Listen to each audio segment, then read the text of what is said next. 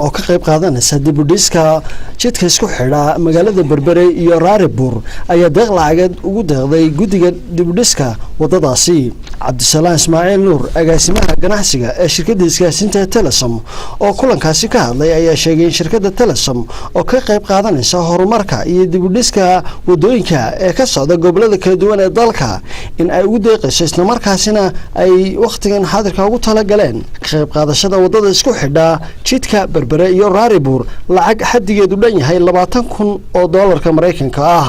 waxaan isugu nimid inaan ku wareejino guddiga dhismaha wadada Berbere ilaa Raaribur oo runtii shaqo weyn soo qabtay lacag qadarkeedu yahay 20,000 oo doolar oo shirkadda Telesom ay ugu tala gashay inay ka qayb gasho qaybta hore mashruucaasi dhisida wadada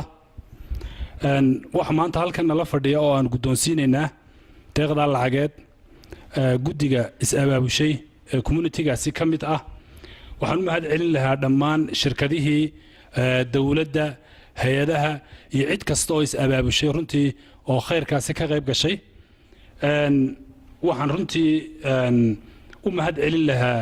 odayaasha isxilqaamay hawlahoodii gaarka uga yimid Maxamed Axmed Faarax Food iyo sidoo kale Cumar Xasan Yowla oo yana kamida mas'uuliyiinta guddiga dib u dhiska jidka Berbere iyo Raaribur ayaa yana uga mahadnaqay shirkadda isgaarsiinta Telesom deeqdan lacageed ee ay soo gaarsiiyeen waxaana tilmaameen in aanay Telesom ku cusbayn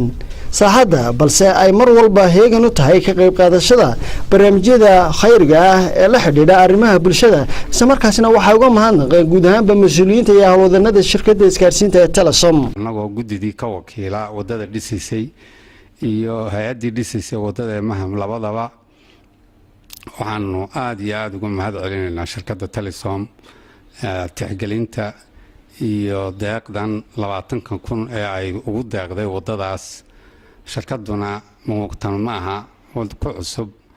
qaybaha ay ka qaadato horumarka dalka